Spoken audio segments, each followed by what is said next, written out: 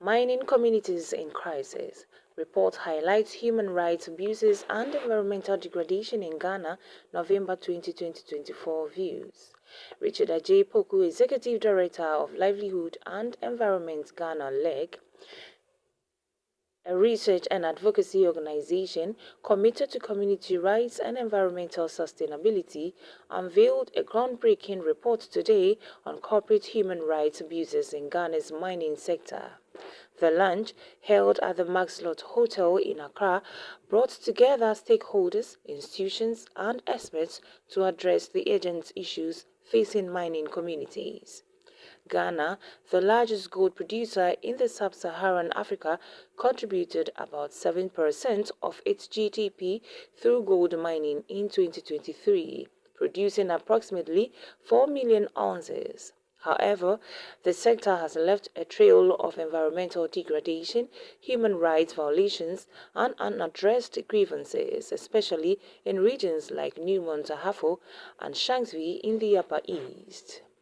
Mining operations have resulted in serious abuses from forced evictions and injuries to fatalities, said Richard Poku, Executive Director of Livelihood and Environment Ghana. LEG is a research and advocacy organization established in 2004 to promote community rights, sustainable livelihood for marginalized people, and environmental sustainability, and of course engagement with the policymakers on issues around mining and community rights. This afternoon we gathered here to launch a report, a report of a study on corporate human rights abuses in Ghana. As you may be aware, Ghana, we are blessed to have numerous resources, and particularly gold. The country now is the largest producer of gold in the sub-Saharan Africa and runs seas in the global landscape. In spite of all these, benefits, the huge production. Because 2013 last year, for example, we produced about 4 million ounces of gold, and which actually contributed to about 7% of our GDP.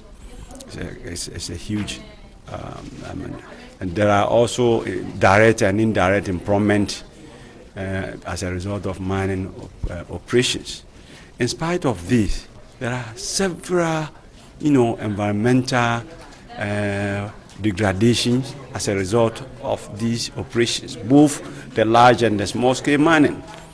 And there are also several complaints of alleged human rights abuses as a result of these operations. And as I indicated, only New Ahafo alone, 16 people have lost their life as a result of their operations. And Shanxi in the Upper East region, over 60 people have lost their life. Even just last year, more 19 people lost their life within a year. So it tells you, but people have not taken time to analyze this. What can we use? How can we pay for life? What can we use to, replace life? But people don't value. They only consider this production. They only consider the few employment opportunities that have been given by these mining companies, forgetting all these human rights abuses. People have been shot. I think you were witness to the testimonies that came. Some have been shot to death.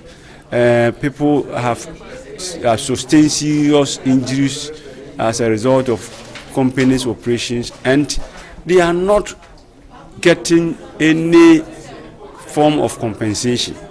So to this, instances, or to these issues of human rights abuses, that actually necessitated this study. And the study was under a project called Fair for All, and then it is what we call mutual capacity strengthening under the Fair for All project, which was supported by Oxfam Novib. So today we launched the report to the general public, and we are going to make it available to interested stakeholders to look at the report and to take actions of some of. There have been policy recommendations. We are going to use the report to engage the state agencies responsible. We are going to, there were some diplomatic corps who came for this launch. We are going to give them copies and then engage the corporate entities as well to actually we are calling for a paradigm shift in the mining sector, where the mining actually respect human rights, where the mining actually enhances sustainable livelihood, where the mining promote environmental sustainability. And that is why we gathered here today. One victim, Godfred Dongu from Bolga, shared his harrowing experience. I was working at L Group International Company, known as Sanji. So one day I was signed to do my job in underground. So I was also a mechanic. So when I went down, I went to the machine, and then the machine was having a problem, and the machine was also a conveyance machine. So the belt was having a problem, and I have to check up with it. So on my course of work, I don't know what actually happened. I don't know at that moment what happened. Then my hand get stopped, and then the machine got hold my hand. Then it took time before other workers were also passing to their workplace, and then heard the crying I was making, and they ran to me, and then I was rescued. And later I was sent to the hospital, and then it was in the hospital that my hand was dated. So after then, everything went smoothly, but it got to the time when they were to do the compensation. I made suggestion of all what I mentioned already to reassign me and then go back to my work. But later I was told that how the report was given by the doctor, I can't work again, and then I have to take my compensation and then stay at home. And then also being a breadwinner in my family is so stressful. The amputation that was done, the company said they will do, and ever since, the company didn't say anything about the official hand, but they made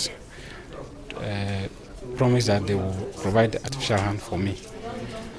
But ever since then, the company did not provide the artificial hand. Anytime I called, they will say they give the feedback that they will do it, but up to now they didn't do anything about the artificial hand. So this NGO program that I came, I am hoping that it should be a means or a way that could I could get help to maybe the work that I supposed to be doing so that I can take care of my family and the other civil. The study conducted under the Fair for All project and supported by Oxfam Novib revealed gaps in legal enforcement and community awareness about existing regulations. Dr. Frank Bafo Atta, a lecturer at KNUST and lead researcher, highlighted. Are facing, and as a result of that, we have come out with some actionable recommendations such as enforcement of the existing regulations and also the laws. Then also engage maybe the communities, increase maybe awareness, because we realized that one of the huge gaps in the study was whether the communities, mining communities, are even aware of any existing regulations or policies, although we do have these policies and regulations in the country to protect mining communities from the adverse impacts of mining activities. But according to the respondents from the mining communities, most of them are not aware. So it actually highlights that significant gap in awareness. So we came out with almost about 5 actionable recommendations for policymakers, for corporations, and also for civil society organizations, of which we are hoping that these recommendations, when they take it into consideration, when they take these recommendations into consideration, it will help influence policy. Jonathan Nguka of Kaza Initiative Ghana, a participant at the program, stressed the need for continuous engagement. The report includes policy recommendations and calls for strengthened law enforcement, better compensation mechanisms, and enhanced community awareness to ensure sustainable and equitable mining practices. The policies and plans that need to be put in place in these communities for the environment to be safe whilst extraction is going on are not well being implemented. It came out from the finding that a lot of awareness raising education needs to be done. Law enforcement within the communities from the stakeholders, from the government levels, from the private sector level needs to be strengthened because a lot of abuse is still ongoing in the system. Victims who have been affected by mining and their rights are well not respected, and we call on government SHRAD and any other agency that needs to do its work in order to bring relief to these communities needs to be re-engaged. Seriously, there is a knowledge gap between what the communities need to know in terms of redress mechanisms is also there. And we need to continuously engage, educate and sensitize communities on the steps to seek redress. It shouldn't be an event, it should be a process because the communities are dynamic. Every day there is a new challenge that the communities needs to face. With regards to illegal mining and its impact, the communication around issues of jobs and livelihoods have overshadowed the importance of environmental conservation. It seems that people need money at all costs and they do anything to get money. But in the same vein, they are dying slowly from the impacts of the mercury, the cyanide, all the chemical they are using in all these illegal mining processes are killing them slowly. But they still prioritize money over their own lives. So much education and awareness needs to be carried out for the communities to be aware of the negative environmental impacts that they are facing, but they are not aware. Thank you. This engagement has been a very enlightening one, a useful one, of course, because the discussion about the research report on the human rights situations in mining communities was an eye-opener. Actually, it confirmed some of the existing findings that the Commission had undertaken in the past. And so our role in this project is to add our voice to the human rights concerns within the mining communities and also to help our communities find solutions to the challenges that they face as far as human rights issues are concerned. Take home this afternoon for this program is really, really good because human rights abuses continually affecting our family, our society, our community in all diverse ways. And here we are today, we have launched this book that's fighting against human rights abuses, the way forward to maintain peace and stability in the country.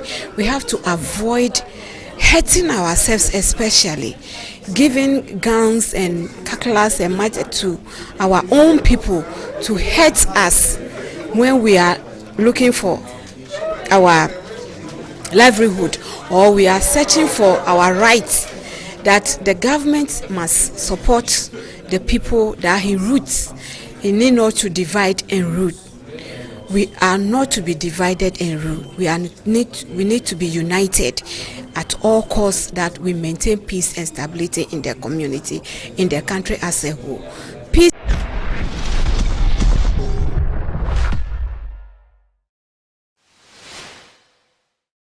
Thank you for watching Nation One TV. Kindly subscribe for more news updates.